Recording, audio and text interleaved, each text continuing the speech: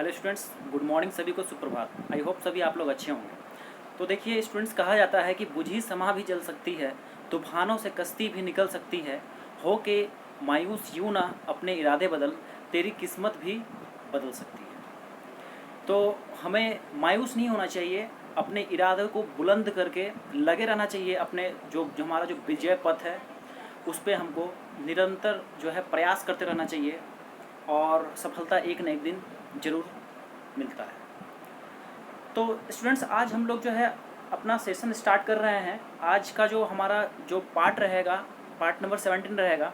MCQ 500 series जो चल रहा है उसका, वर्कशॉप कैलकुलेशन एंड साइंस का, सभी ट्रेड के लिए ये अप्लीकेबल होगा और सभी ट्रेड्स के बच्चे इसको देखें। फर्स्ट ईयर का भी हो रहा है। अच्छा, और क्लास नंबर जो है 36 है आज का। चलिए, हम लोग जो है कल 252 नंबर तक हम लोगों ने करा था। अब आज हम लोग वहाँ से आगे देखते हैं। बस मोटिवेट होकर के पढ़ते रहिए और क्लासेस रोज़ कीजिए, क्योंकि क्लासेस मोस्ट इम्पॉर्टेंट है। क्योंकि आप लोग का जो ये क्वेश्चंस हो रहा है ये मोस्ट टू दी पॉइंट, मतलब CBT एग्जाम जो होंगे आपका उसको मद्देनज़र रखते हुए ही इन वीडियोस को बनाया जा रहा है। ठीक है, तो चलिए हम लोग आज अपना सेशंस को जो है स्टार्ट करते हैं। और क्वेश्चन नंबर देखिए, आज जो मैं टॉपिक जो रहेगा आज आप लोग का इलेक्ट्रिसिटी भी, आप लोग के जो WCS का जो बुक है उसमें आप देखिएगा एक चैप्टर आप लोग का इलेक्ट्रिसिटी का भी है। ठीक है, जिसमें करंट, वोल्टेज और रेजिस्टेंस इन चीज़ों के बारे में है। तो उसका आज हम लोग कुछ क्वेश्चंस करेंगे। और ये जो हमारा क्लास है ये आप लोग का फंडामेंटल्स ऑफ इलेक्ट्रिसिटी जो क्लास मैं ट्रेड थ्रू का लिया था उसमें भी इस क्लास को या फिर इन टॉपिक्स बहुत अच्छे से कराया हूँ। तो आप लोग वो वीडियो भी देख सकते हैं, आपको ऐसे एंड स्क्रीन में या फिर ऊपर आई बटन में भी दिख जाएगा। तो चलिए हम लोग देखते हैं। क्वेश्चन नंबर 253 कहता है, what is the total resistance if 3 resistance of 3 ohm, 9 ohm and 5 ohm are connected in series. तो कह रहा है कि यदि 3 ओम का एक रजिस्टर है, 9 ओम का एक रजिस्टर है और 5 ओम का 3 प्रतिरोध है, ओके, या फिर इसको हम लोग क्या बोलते हैं, इसको हम लोग कहते हैं प्रतिरोध या फिर रेजिस्टेंस, है ना। तो उसका कुल प्रतिरोध पूछा गया है। तो देखिए आप लोग एक बात समझ लीजिए कि रेजिस्टेंस जो होता है हमारा, रेजिस्टेंस देखिए ये हमारा रेजिस्टेंस का क्या है, सिंबल है इस तरह से, ओके। और इसका जो यूनिट होता है वो ओम होता है ना, क्या होता है, ओम होता है। ठीक है, तो देखिए अभी आपसे क्वेश्चन में जो दिया गया है, क्वेश्चन आपसे पूछा गया है कि 3 रेजिस्टेंस को श्रेणी क्रम में जोड़ना है, ओके, सीरीज में। तो लीजिए ये हमने 3 रेजिस्टेंस को जो है श्रेणी क्रम में जोड़ दिया। ये कितना है बताइए, 3 ओम है, ये है आपका 9 ओम और ये है 5 ओम, ओके। तो इन तीनों को हमने क्या किया, श्रेणी क्रम में जोड़ दिया, सीरीज में जोड़ दिया। अब इक्विवेलेंट रेजिस्टेंस जो निकलेगा, ठीक है, जो कुल प्रतिरोध जो होगा वो हम लोग RS से डिनोट करेंगे, RS से। और RS जो होगा वो कितना हो जाएगा, श्रेणी क्रम में याद रखिएगा हमेशा जुड़ जाता है रेजिस्टेंस। जितने भी रेजिस्टेंस दिए हुए हैं उन तीनों को जोड़ दीजिए। जैसे यहाँ 3 दिया, 3 को तो जोड़ देंगे, 2 दिया तो 2 जोड़ देते हैं। तो कुल बताइए कितना हो गया, 3 + 9 + 5, 9 और 3 हो गया 12, 12 और 5 17, ओके। तो ऑप्शन कौन सा चल गया, ऑप्शन नंबर सी, ओके, 17 ओम। कौन सा लग जाएगा ऑप्शन, ऑप्शन हो जाएगा ऑप्शन नंबर सी। चलिए इसको मैं छोटा कर देता हूँ, आप लोग इसका स्क्रीनशॉट ले लीजिए। अब पूरा डिटेल्स में समझना है कि इसमें सीरीज में जोड़ा क्यों जाता है, पैरेलल क्यों जोड़ा जाता है, पैरेलल में जो है या समानांतर में जो है हम लोग उसको 1 बाय डिवाइड करके क्यों बनाते हैं। तो इस चीज़ के लिए आप लोग जो है उस वीडियो को आप लोग देख लीजिएगा, उसमें फंडामेंटल ऑफ इलेक्ट्रिसिटी में सारा कुछ बताए हुए हैं। हालांकि जितना बता रहे हैं अभी उतना ही मोर देन सफिशिएंट है, इससे ज़्यादा क्वेश्चन आपसे पूछे नहीं जाएंगे एग्जाम में। चलिए नेक्स्ट पढ़ते हैं। क्वेश्चन नंबर 254 कहता है, टोटल रेजिस्टेंस बताना है यदि 2 ओम का एक रजिस्टर है और 6 ओम का एक रजिस्टर है, यदि पैरेलल में जोड़ा जा रहा है। पैरेलल कहने का मतलब समानांतर में यदि जोड़ा जा रहा है तो उसके लिए। तो देखिए समानांतर की हम लोग बात करेंगे, तो देखिए समानांतर को किस तरह से डिनोट करते हैं, ये एक रेजिस्टेंस हो गया और ये देखिए दूसरा रेजिस्टेंस हो गया, ये हो गया किसमें, पैरेलल। ये आपका कहलाएगा पैरेलल कनेक्शन कहलाएगा, समानांतर कनेक्शन कहलाएगा, ओके। तो ये हो गया 4 ओम और ये हो गया 6 ओम, ओके। तो देखिए स्टूडेंट्स, यहाँ पे जब हम लोग इस क्वेश्चन को सॉल्व करेंगे, जब पैरेलल कनेक्शन होता है तो वहाँ पे आर इक्विवेलेंट यदि आपको निकालना है, ठीक है, कुल योग निकालना होगा, कुल प्रतिरोध जब निकालना होता है और समानांतर क्रम में दो रेजिस्टेंस यदि दिए गए हैं तो डायरेक्टली फॉर्मूला लगा दीजिएगा R1 into R2, okay, R1 into R2 divided by R1 plus R2, ठीक है। इस फॉर्मूला में हम लोग सेट करेंगे 4 ओम और 6 ओम को, तो R1 का वैल्यू 4 ओम गुना R2 का वैल्यू 6 ओम और नीचे 4 प्लस 6। इसको जब सॉल्व कीजिएगा तो कितना होगा, देखिए आगे इसको हम लोग सॉल्व करते हैं। तो ये हो जाएगा आपका 4 इंटू 6 डिवाइडेड बाय 10, इसको कटाइए, 2 यहाँ हो गया 5, तो कितना आ गया 6/5 ओम। ये डायरेक्टली आपका यहाँ से आंसर आ गया 6/5 ओम, सॉरी यहाँ पे 2 है ना, कटाने के बाद 2 आया ना, तो 6 इंटू 2 कितना हो जाएगा 12 हो जाएगा। तो ये हो जाएगा आपका 12/5 ओम, इसका आंसर हो गया। ऑप्शन देखिए मिलेगा, तो यहाँ पे ऑप्शन नहीं दिया है, कोई दिक्कत नहीं है, लेकिन इसका आंसर कितना होगा 12/5 ओम। चलिए अब इस क्वेश्चन को दूसरे तरीके से एक और जो मेथड जो है उससे हम लोग सॉल्व करेंगे। तो 1/R EQ क्यों लिखे, EQ इसलिए लिखा गया क्योंकि इक्विवेलेंट को हम लोग EQ से लिखते हैं, ओके। R इक्विवेलेंट या RP भी आप लिख सकते हैं, 1/RP भी यहाँ पे लिखा जा सकता है, सेम ही है। ये हो जाएगा 1/R1 प्लस 1/R2, ठीक है। इसको इस तरह से भी सॉल्व आप कर सकते हैं, वो मैं डायरेक्टली फॉर्मूला दे दिया ताकि उसमें पलटना नहीं पड़ेगा। अब देखिए 1/4 प्लस 1/6, ओके। इसको जब आगे सॉल्व कीजिएगा तो ये जो वैल्यू देगा आपका 12 आएगा, यहाँ पे हो जाएगा 3 प्लस 2, ओके। ये कितना आ गया 5/12, ठीक। तो यहाँ जो वैल्यू आया है मेरा किसका वैल्यू आया बताइए, तो ये जो वैल्यू आया 1/RP का वैल्यू आया कितना 5/12। तो यहाँ से RP का वैल्यू कितना हो जाएगा 12/5 होगा ना, 12/5 ओम आंसर। उस वाले से भी 12/5 आया था, इस वाले से भी क्या आ गया 12/5 आ गया। चलिए छोटा करते हैं, स्क्रीनशॉट चाहिए तो ले लीजिए इसका।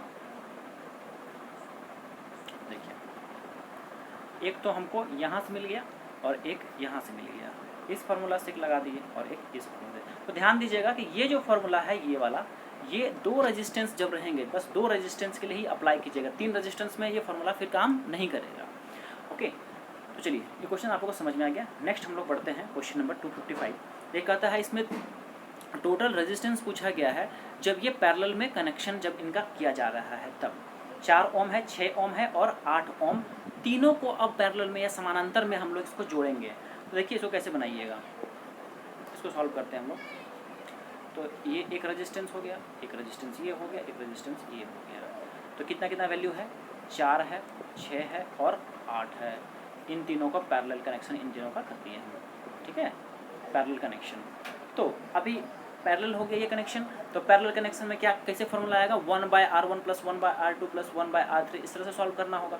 इसको चलिए सॉल्व करते हैं। तो 1/RP is equal to how much 1/R1 plus 1/R2 plus 1/R3, है ना।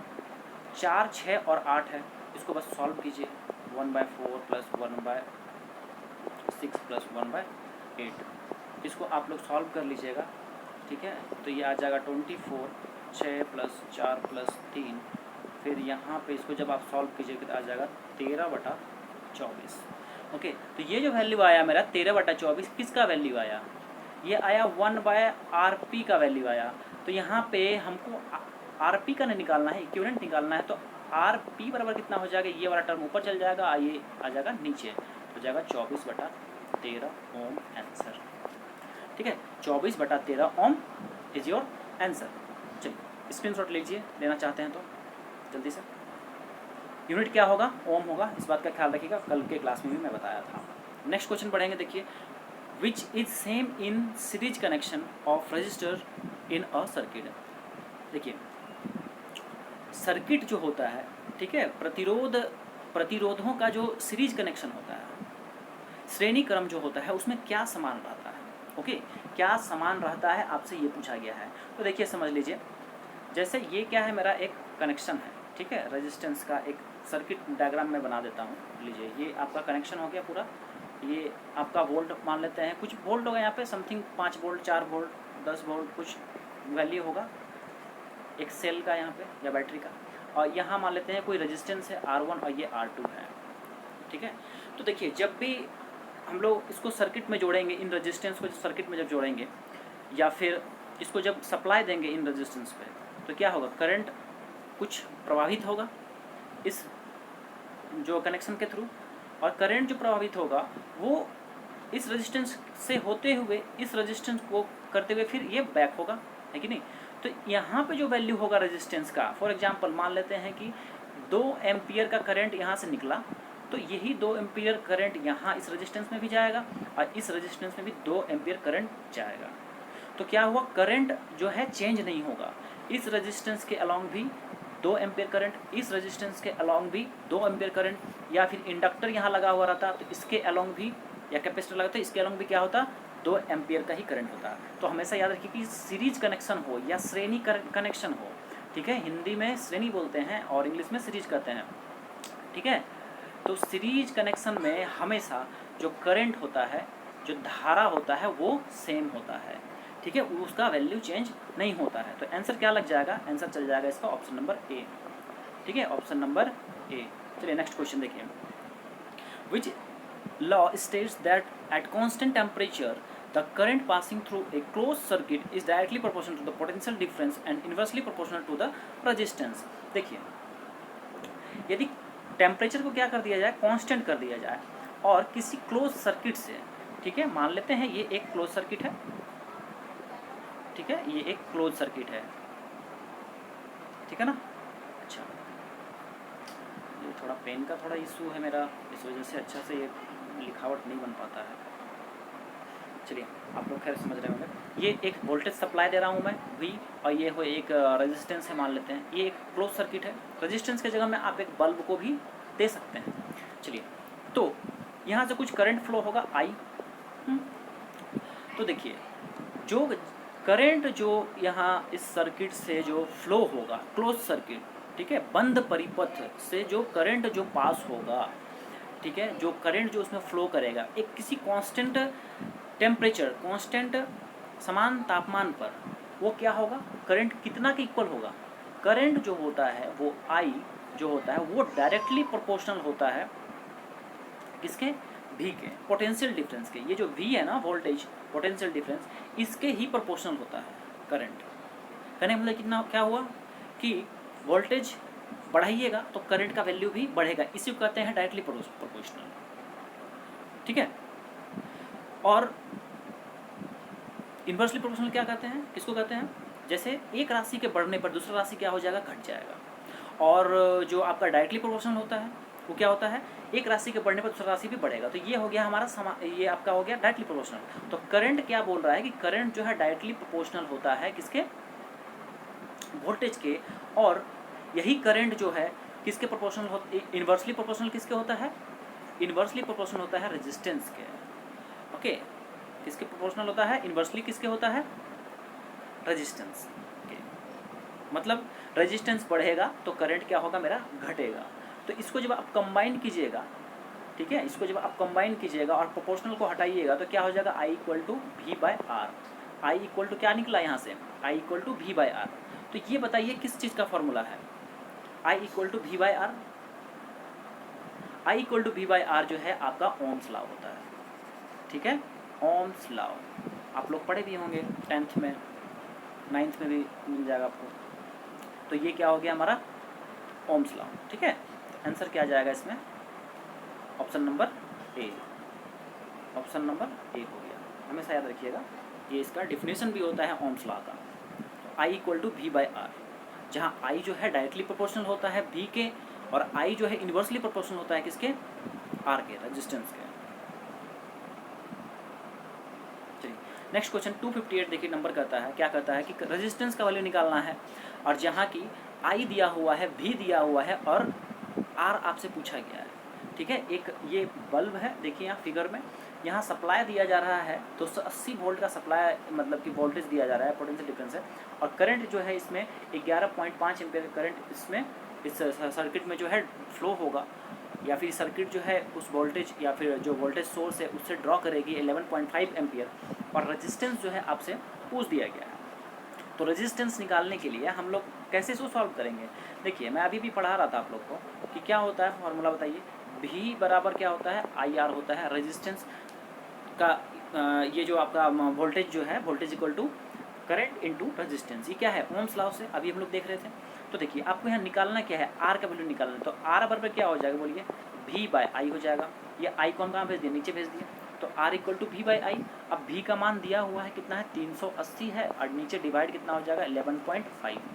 इसको जब आप सॉल्व कीजिएगा, ठीक है, इसको जब आप सॉल्व कीजिएगा तो करीब करीब आ जाएगा 33.04 ओम। ओके, 33.04 ओम। तो ऑप्शन देखते हैं, ऑप्शन में देखिए 33 ओम दिया हुआ है, तो नियर बाय जो इसको है हम लोग क्या लिख सकते हैं, इक्विवेलेंट यदि लिखेंगे इसका, तो ये इक्विवेलेंट में क्या होगा, 33 ओम हो जाएगा। ठीक है, क्योंकि ये 04 है तो ये बहुत ही छोटा वैल्यू, इसलिए हम लोग डायरेक्टली इसको क्या लिख दें, 33 ओम। तो ऑप्शन कौन सा हो गया, ऑप्शन नंबर सी। चलिए समझ गए सभी, स्क्रीनशॉट लेना चाहते हैं तो ले लीजिए। चलिए नेक्स्ट हम लोग बढ़ेंगे क्वेश्चन नंबर 259 में। देखिए जल्दी जल्दी क्वेश्चंस मैं करा रहा हूँ, एग्जाम भी आप लोग का नज़दीक है, और यदि कुछ समझने में आप लोग को लग रहा है कि नहीं समझ पाए हैं ये कोई भी पर्टिकुलर क्वेश्चन को, तो क्लास जब एंड होगा आप लोग उसको रिपीट करके जरूर देख लीजिएगा। चलिए 259 क्वेश्चन देखिए, करंट आपसे पूछा गया है, सिंपल है, I equal to what, okay, I कितना होगा ये पूछा गया है, रेजिस्टेंस दिया है और वोल्टेज दिया गया है। ठीक है, तो I बराबर क्या होता है बताइए, I equal to V/R। V equal to IR, जो ओम्स लॉ का फॉर्मूला है, V इक्वल टू क्या होता है, IR होता है। तो I बराबर हम क्या लिख सकते हैं, V/R, है कि नहीं, V इक्वल टू IR होता है ना। तो यहाँ से मैं I बराबर लिख दिया V/R, इस R को नीचे कर दिया बस। अब देखिए I का मान निकालना है, तो वोल्टेज का जो है हमारा वैल्यू दिया हुआ है, वोल्टेज कितना है 220, और रेजिस्टेंस कितना है 50 है। इसको जब आप सॉल्व कीजिएगा ये 0 से 0 कट जाएगा, और आंसर कितना आएगा 22/5। अब 22/5 को जब आप सॉल्व कीजिएगा तो वैल्यू देगा आपको 4.4 एम्पियर, 4.4 एम्पियर, जो कि हो गया आपका ऑप्शन नंबर डी। ऑप्शन कौन सा चल गया, ऑप्शन नंबर आपका डी हो जाएगा। बात आई समझ में? चलिए क्वेश्चन नंबर 260 देखिए क्या है, what is the voltage, voltage का वैल्यू पूछा गया है, जहाँ रेजिस्टेंस और आई का करंट का जो वैल्यू है दे दिया गया है। करंट को किस में डिनोट किया जाता है, एम्पियर में, रेजिस्टेंस को ओम में, और वोल्टेज को वी में या वोल्ट में। ओके, तो आइए इसको सॉल्व करते हैं। 260 नंबर क्वेश्चन को देखिए, क्या निकालना है, वोल्टेज निकालना है। तो सिंपल है, वोल्टेज निकालना है तो V इक्वल टू होता है I इंटू आर। तो I का वैल्यू कितना है बोलिए, 0.44 और 250, 0.44 इंटू 250। ठीक है, ठीक है, तो ये जो वैल्यू है कितना हो जाएगा, उसको मल्टीप्लाई, सिंपली आपको मल्टीप्लाई कर देना है 260 नंबर का, और ये आपको जो वैल्यू है दे देगा 110 वोल्ट। ठीक है, 110 वोल्ट। ऑप्शन कौन सा गया, ऑप्शन नंबर डी आपका सही आंसर होगा। चलिए बढ़ेंगे नेक्स्ट क्वेश्चन की ओर। तो नेक्स्ट क्वेश्चन कहता है which statement is correct according to Ohm's law. अब ओम्स लॉ के अकॉर्डिंग जो है कौन सा स्टेटमेंट इसमें से सही है वो आपको बताना है। तो देखिए यहाँ पे अगर मैं बात करूँ तो यहाँ पे थोड़ा सा इस चीज़ को समझिए, ये जो पार्ट लिखा है ना, ये वाला सब, ये वाला जो इधर इस साइड का जो लिखा है ये सब आई है। ठीक है, क्या है, आई। और ये जो म्यू लिख दिया है, ये म्यू नहीं हो करके ये हो जाएगा आपका इक्वल टू होगा। ठीक है, ये क्या हो जाएगा, इक्वल टू। तो इसको यदि मैं हटा दूँ यहाँ से तो आप लोग को थोड़ा अच्छा रहेगा आप लोग के लिए। तो इसको जो है इस तरह से मैं इसको म्यू को हटा देता हूँ यहाँ से, और यहाँ पे आप लोग के लिए यहाँ इक्वल टू मैं कर देता हूँ, ये हो जाएगा इक्वल टू। ठीक है, ये इक्वल टू होगा यहाँ पे। तो अभी बताइए ओम्स लॉ को कौन फॉलो कर रहा है। ओम्स लॉ का फॉर्मूला जो होता है वो क्या होता है, I इक्वल टू V/R होता है ना। I equal to V by R, यही होता है। अब मिलाइए, आई बराबर वी बाय आर, कौन सा ऑप्शन आया? तो ऑप्शन नंबर सी से आया, ठीक है। तो आंसर क्या हो जाएगा हमारा? Option number C, I equal to V by R. अब देखिए, what is the filament resistance if 6 volt bulb draw a current of 0.5 ampere. यदि एक 6 वोल्ट का बल्ब 0.5 एम्पियर धारा पर चलता है तो फिलामेंट का प्रतिरोध आपसे पूछा गया है, रेजिस्टेंस पूछा गया है। सब कुछ तो पूछ ही दिया गया, अब लास्ट एक बचा हुआ था रेजिस्टेंस निकालने के लिए, रेजिस्टेंस भी निकलवा ही रहा है। तो देखिए V equal to I R, याद हो गया हो अब तक तो आप लोग को भी। तो R बराबर क्या हो जाएगा? V बाय आई। बस कुछ नहीं करना है, ढूंढिए V और I का मान दिया होगा। V 6 दिया है और I 0.5 दिया है। V 6 दिया है, I 0.5 दिया गया है। अब इन दोनों को सॉल्व कीजिएगा तो आपका जो वैल्यू है वो आ जाएगा 12 आ जाएगा, ठीक है।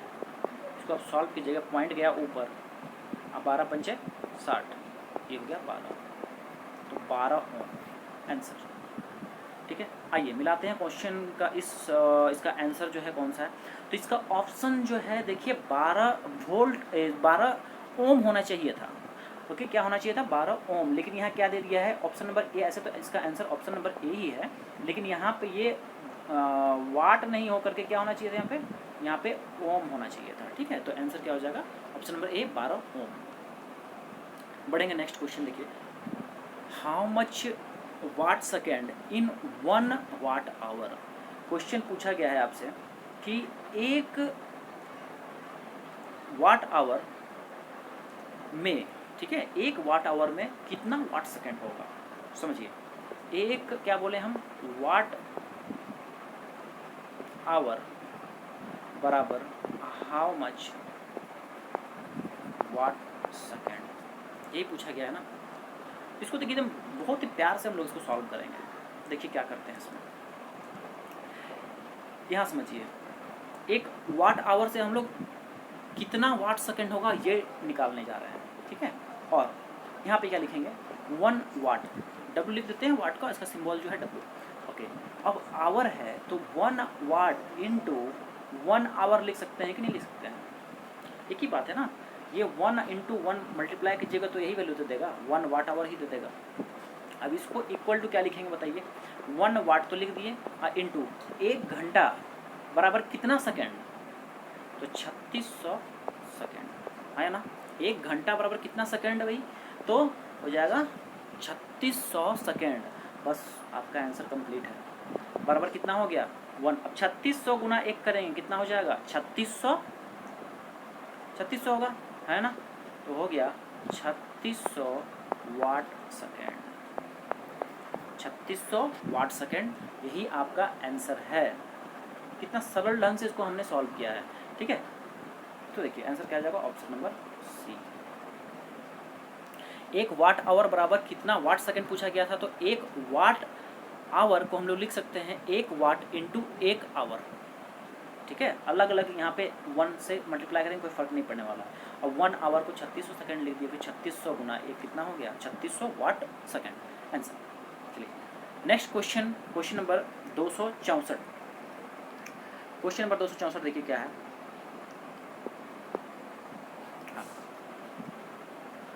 What is the power if an EMF of 1 volt causes a current flow of 1 ampere? ठीक है, देखिए आपसे पावर पूछा गया है। अब पावर की बात है तो work energy and power WCS में ही आप लोग को चैप्टर था, ठीक है। और वो करीब करीब कोई पार्ट है जिसमें कि मेरा जो ये सीरीज चल रहा है, इसी में वर्क एनर्जी एंड पावर का 1-2 क्लास लिया हूँ। उसमें बहुत अच्छे से पावर, एनर्जी, वर्क के बारे में पूरा अच्छे से डिस्क्राइब भी मैं किया हूँ, ठीक है। सारे यूनिट्स का, फिर कन्वर्सन, फिर etcetera etcetera with definition.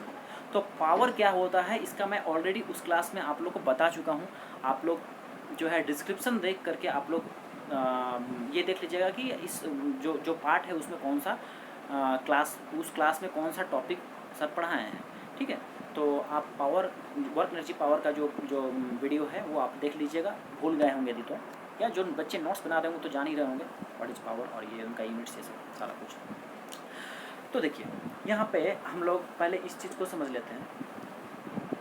P जो है पावर, ठीक है, पावर जो होता है वो आपका, यदि मैं फॉर्मूला की बात करूँ, P इक्वल टू वी आई होता है, ठीक है। वोल्टेज और करंट का जो है गुणनफल, जो मल्टीप्लिकेशन होता है, वही हमारा पावर होता है। ओके, अब इस फॉर्मूला से हम 2-3 फार्मूला और निकाल सकते हैं पावर का।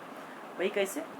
तो यहाँ देखिए, आप क्या कीजिए, ये भी को रख लीजिए एक बार, और आई के जगह में ओम्स लॉ से वैल्यू रख दीजिए, आई का वैल्यू रख दीजिए। तो आई बराबर क्या होता है? आई बराबर होता है भी बाय आर, तो यहाँ रख दीजिएगा भी बाय आर। तो एक फार्मूला आपका बन जाएगा भी स्क्वायर बाय आर। तो पी का वैल्यू क्या हो जाएगा? भी स्क्वायर बाय आर। इसी तरह से तो चलिए, ये क्वेश्चन अभी यहाँ पे नहीं पूछा गया है, यहाँ जो पूछा गया है मैं उसको बता देता हूँ आप लोग को। क्वेश्चन आपसे पूछा गया है कि पावर का वैल्यू पूछा गया है, यदि 1 वोल्ट कितना है, वोल्टेज का वैल्यू बताइए कितना है, पी का वैल्यू कितना दिया हुआ है? 1 दिया हुआ है ना, 1 वोल्ट दिया गया है। और जो करंट जो फ्लो हो रहा है वो कितना एम्पियर फ्लो हो रहा है? तो 1 एम्पियर। तो आई का मान कितना दिया है भाई? आई का मान हमको दिया है 1, ये भी 1 दिया हुआ है, 1 है, ठीक। इसको जब आप सॉल्व कीजिएगा, ठीक है, तो ये कितना वैल्यू आएगा? 1 इंटू 1 कितना हो जाएगा? ये 1 है, ये 1 ही तो होगा, 1 भी ए। अब 1 भी ए बराबर क्या हो जाएगा? पावर की इकाई बताइए, पावर की इकाई कितनी क्या होती है? वाट होती है। तो भी ए इक्वल टू वाट, या फिर 1 वाट। तो समझ में आया? आंसर क्या हो जाएगा इसका? आंसर हो जाएगा ऑप्शन नंबर ए, ऑप्शन नंबर ए जाएगा, ठीक है, 1 वाट। वैसे भी 1 वोल्ट और 1 एम्पियर को आप गुना कीजिएगा तो 1 वाट के बराबर आएगा। सिंपल सा फंडा है। नेक्स्ट पढ़ते हैं, which is equal to electric power. अब बोला जा रहा है कि इनमें से जो ऑप्शंस दिए हुए हैं, जिसमें कि 2 ऑप्शन तो खैर है नहीं, खैर कोई बात नहीं है। अब इलेक्ट्रिक पावर के इक्विवेलेंट आपसे पूछा जा रहा है, तो यहाँ हम लोग थोड़ा समझ लेते हैं इसको। देखिए, मैं अभी बोल भी रहा था, तो P इक्वल टू वी आई तो जानते हैं ना, P इक्वल टू वी आई, ठीक है। P बराबर क्या होता है हमारा? वी आई होता है। अच्छा, और यहाँ हम लोग एक काम क्या करते हैं, V के स्थान पे, इसके स्थान पे ओम्स लॉ का वैल्यू रख देते हैं। ओम्स लॉ क्या होता है? V equal to I R होता है ना, ओम्स लॉ से ये वाला टर्म। तो यही V का मान जो आई आर है, इसके स्थान पर रख देंगे, यहाँ पे V के स्थान पर रख देंगे। क्या बन जाएगा? ये आई इंटू आर है ना, आई इंटू आर। और ये वाला, ये आई तो पहले से है ही, तो इंटू आई। इसको जब सॉल्व कीजिएगा तो आई इंटू आई क्या बन जाएगा? आई स्क्वायर, और ये आर तो है। तो P का वैल्यू फॉर्मूला क्या बना? P equal to I square R. P equal to what? I square R. तो ऑप्शन देखिए, ऑप्शन आप लोग को यहाँ पे दिख रहा होगा, ऑप्शन नंबर बी देखिए यहाँ पे क्या है, आई स्क्वायर आर वाट है। ये I2 है, वो पावर में जाएगा, आई स्क्वायर हो जाएगा ये वाला टर्म, तो आई स्क्वायर हो जाएगा और ये आर कहलाएगा। तो ऑप्शन कौन सा हो गया आपका? ऑप्शन नंबर बी चले गया। बात समझ में आया? ठीक है। तो पावर का एक फार्मूला ये भी है, ओके ना, पावर का एक फार्मूला ये भी है, कौन सा? P equal to I square into R, I square into R भी एक फार्मूला है। चलिए, एक फार्मूला और क्या था? P इक्वल टू वी आई भी एक फार्मूला है, P इक्वल टू वी आई। आपको बस P इक्वल टू वी आई ही सिर्फ याद रखना है, और बाकी फार्मूला आप डिराइव कर लीजिएगा। ओम्स लॉ का जो फार्मूला है उन सबको पुट कर करके एक एक बार। आई बात समझ में? तो चलिए, ये हो गया आपका क्वेश्चन। अब क्वेश्चन नंबर 266 देखिए, how much power does it consume if an electric heater draw a current of 10 ampere at 200 volt. ठीक है, यदि एक इलेक्ट्रिक हीटर 10 एम्पियर का करंट 200 वोल्ट पर कितनी शक्ति का खपत होती है। सिंपल है कि एक इलेक्ट्रिक हीटर है और वो 10 एम्पियर का जो है करंट खींचता है, ठीक है, सप्लाई से, और वोल्टेज कितना लेता है? 200 वोल्ट वो लेता है। आपसे पावर पूछा गया है, कितना कंज्यूम यो पावर किया वो बताइए। तो पावर के लिए तो सबसे पहले आपको फॉर्मूला याद होना पड़ेगा ना, रखना पड़ेगा। P इक्वल टू क्या मैं बताया? V इंटू आई बताया। ये जो है बेसिक फार्मूला है, या फिर हम इसको पेरेंट फार्मूला कहेंगे, ठीक है। तो देखिए, या फंडामेंटल फार्मूला भी कह सकते हैं इसको। तो V का वैल्यू तो आपको दिया हुआ है, कितना है भाई 200 वोल्ट, 200 रख दीजिए। I का मान कितना है 10, ठीक है। इसको सॉल्व कीजिए, कितना हो जाएगा 2000 वाट। 2000 वाट जो है ये आपका लेता है कौन, ये हीटर लेता है। ऑप्शन कौन सा जाएगा, ऑप्शन आप लोग को दिख रहा होगा, ऑप्शन नंबर ए आपका सही होगा। देखिए WCS में जो इलेक्ट्रिसिटी का जो क्वेश्चंस आता है वो इसी तरह का क्वेश्चन रहता है, ओम्स लॉ पे बेस्ड रहता है, पावर का फॉर्मूला पे रहता है, ठीक है, यूनिट्स वगैरह पूछ दिए जाते हैं। ये सब बेसिक जितने क्वेश्चंस हैं सारे क्वेश्चंस को मैं 1 बाय 1 करके टॉपिक कवर करता जा रहा हूँ, ठीक है। रही बात इलेक्ट्रिशियन ट्रेड थ्योरी का, तो उसमें इससे बहुत ज़्यादा क्वेश्चंस एडवांस में पूछा जाता है, तो उसका पूरा क्लास आप लोग को मिल जाएगा। इलेक्ट्रिशियन ट्रेड थ्योरी का जो प्ले लिस्ट है उसमें सारा आप लोग को मिल जाएगा, आप लोग डिस्क्रिप्शन में देख लीजिएगा, ठीक है। और WCS का भी प्लेलिस्ट अलग से बना दिए हैं, आप लोग को दिक्कत नहीं होगा खोजने में, आप लोग डिस्क्रिप्शन में जाइएगा, आप लोग को इसका पूरा WCS का लिंक, आप लोग को प्लेलिस्ट का लिंक मिल जाएगा। चलिए नेक्स्ट क्वेश्चन की ओर हम लोग बढ़ते हैं। क्वेश्चन है देखिए, what is the resistance of an electric iron if the rating of electric iron is 220 volt and 500 वाट, ठीक है। आपसे ये क्या पूछा है बताइए, रेजिस्टेंस आपसे ये पूछ रहा है, और किसका रेजिस्टेंस पूछ रहा है, इलेक्ट्रिक आयरन का रेजिस्टेंस पूछ रहा है। जब इलेक्ट्रिक आयरन का जब रेटिंग की बात की जाए कि एक इलेक्ट्रिक आयरन है वो 220 वोल्ट का है, मतलब वो 220 वोल्ट कंज्यूम करता है, और उसको पावर कितना खाएगा 500 वाट का वो आयरन है, ठीक है, इलेक्ट्रिक आयरन है। तो रेजिस्टेंस पूछा गया है कि उस आयरन का रेजिस्टेंस कितना होगा, ये बताइए। ओके, तो आइए रेजिस्टेंस निकालेंगे हम लोग, लेकिन उसके पहले देखते हैं कि क्या क्या गिवन है। तो P का वैल्यू दिया हुआ है 500 वाट, V का वैल्यू दिया हुआ है 220 वोल्ट, आपसे R पूछ दिया गया है, R इक्वल टू। तो सबसे पहले मैं क्या बोला आप लोग को बेसिक फार्मूले से आना है, ठीक है। तो बेसिक फार्मूला हमारा कहता है P equal to V into I, ठीक है।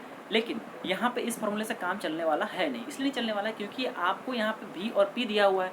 V और P तो भैया चलिए ठीक है, आपको आप यहाँ रख दीजिएगा, लेकिन यहाँ से क्या निकलेगा, I निकलेगा, निकालना है रेजिस्टेंस। तो अब क्या करें, अब हम लोग यहाँ पे क्या करें, कन्वर्सन करेंगे। कन्वर्सन किस तरह से करेंगे देख लीजिए, V को रहने देते हैं क्योंकि V तो हमको गिवन है, इसलिए वजह से हम V को रख रहे हैं। अब I को क्या करते हैं, किसी तरह से हम लोग I को V और R के टर्म्स में चेंज कर लेते हैं, ठीक है। I को V और R के टर्म्स कैसे चेंज कीजिएगा, तो I बराबर क्या होता है V बाय R होता है, I equal to V by R। कैसे आया I equal to V by R, because V equal to I R by Ohm's law.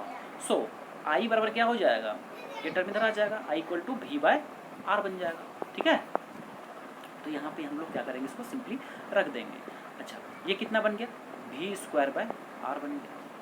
तो पावर का क्या फार्मूला एक हो गया, और V square bye R, V square bye R, ठीक है ना। तो चलिए यहाँ क्या करते हैं हम लोग, इन वैल्यूज़ को रख देते हैं। V का वैल्यू है 220 और पावर का है 500। यहाँ पे जब रखिएगा, जस्ट अ सेकंड, 500 है, ठीक है। हाँ, तो V का वैल्यू जो है 220 रखते हैं यहाँ पे। देखिए 220, अब V स्क्वायर है तो 220 का उसका मतलब क्या हुआ, 220 गुना 220 डिवाइड बाय रेजिस्टेंस। रेजिस्टेंस कितना था आपका 500 था, ओके ना। अब ये जीरो को यहाँ से कटा दिए, अब ये कितना बन गया यहाँ पे, इसको जब सॉल्व आप कीजिएगा तो ये समथिंग जो है आपका 96.8 ओम, सॉरी हाँ ओम हो जाएगा 96.8, एक मिनट हाँ ठीक है, थोड़ा सा यहाँ पे देखिए, थोड़ा सा मिस्टेक हो गया। आपका जो यहाँ फॉर्मूला जो आया है ना, यहाँ पे थोड़ा सा करेक्शन है, रुकिए थोड़ा सा। ये जो वैल्यू जो मैं निकाला हूँ यहाँ पे, P का वैल्यू है ना, P इक्वल टू क्या है, V स्क्वायर बाय R है कि नहीं। P इक्वल टू कितना निकालें यहाँ पे, V स्क्वायर बाय R निकालें, लेकिन यहाँ पे आपको रेजिस्टेंस निकालना है, और P का मान ये वाला टर्म आपको दिया हुआ है, और ये V स्क्वायर का जो V है वो आपको दिया हुआ है। तो यहाँ पे आप क्या कीजिएगा, यहाँ पे देखिए थोड़ा सा बस यहाँ चेंज ये कर लीजिएगा कि ये P है ना, इस P को आप लोग नीचे कर दीजिएगा, इसके स्थान पर ला दीजिएगा, और R को ऊपर ले जाइएगा, ठीक है। मैं क्या कर रहा हूँ देखिए, P equal to V square by R तो आप लोगों ने निकाला है, लेकिन क्वेश्चन में आपसे ये आर पूछा गया है, तो हम लोग क्या करेंगे, इस फॉर्मूले में थोड़ा सा मॉडिफिकेशन करेंगे, इसको चेंज करके हम लोग R equal to V square by P कर लेंगे, ठीक है। क्रॉस मल्टीप्लिकेशन ये ऊपर चला गया और ये टर्म क्या आ गया, नीचे आ गया, है ना। तो चलिए अभी जो है रेजिस्टेंस का वैल्यू हम लोग को निकालेंगे। तो V का वैल्यू जो है कितना दिया हुआ है, V का वैल्यू आपको 220 दिया हुआ है, तो यहाँ पे आप लोग 220 गुना 220 रख दीजिए, और जो पावर है वो पावर आपको 500 वाट दिया हुआ है, तो यहाँ 500 रख दीजिए। इसको सॉल्व कीजिएगा तो 96.8 ओम आ जाएगा। वही मैं कह रहा था कि थोड़ा सा यहाँ पे कैसे एरर क्यों आ रहा है, आखिर जब पावर मुझे लगा कि पावर निकालने इसलिए मैं उसको ओम में वैल्यू आ रहा है, ठीक है। तो यहाँ पे बस कुछ था नहीं, थोड़ा सा यूनिट का थोड़ा सा लोचा हुआ था, खैर कोई नहीं। देखिए अभी इसको मैं मिटा देता हूँ।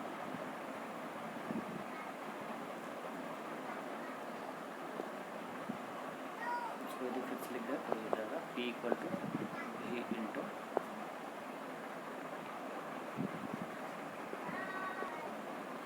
V by R, okay. तो ये आपका दे दिया था कितना हमको, V square by R that दिया था, दैट मीन्स P equal to V square by R, और फिर इस टर्म को फिर हम क्या किए, नीचे ऊपर नीचे कर दिए, तो R equal to V square by P, ठीक है।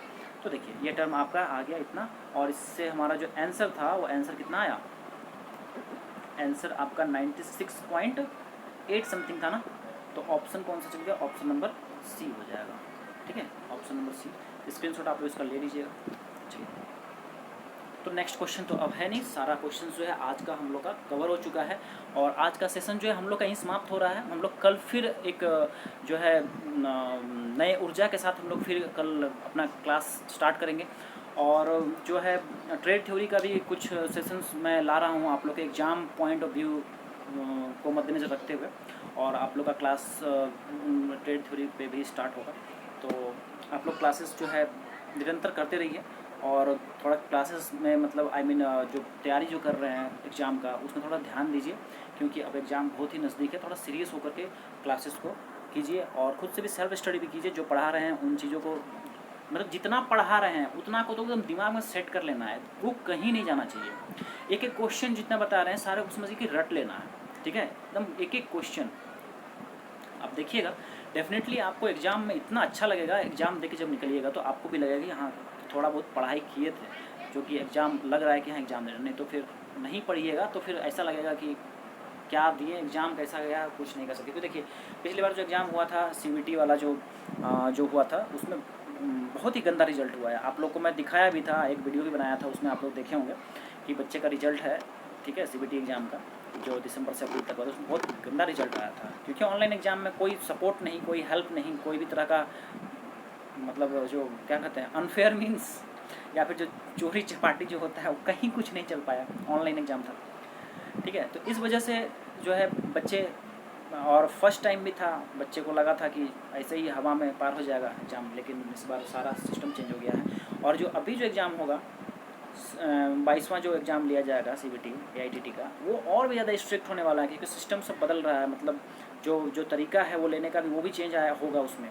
सेंटर्स वगैरह सब कुछ टाइट होने वाला है। इसलिए आप लोग क्लास में जो है मन लगाइए, और भी अपने जो साथी जो हैं आपके उनको बोलिए कि क्लासेस कम से कम करें, और खुद कम से कम पढ़ें, ठीक है। मत कीजिए क्लास, लेकिन खुद से तो पढ़िए, है कि नहीं। चलिए फिर ठीक है, मिलते हैं फिर कल। Thank you so much.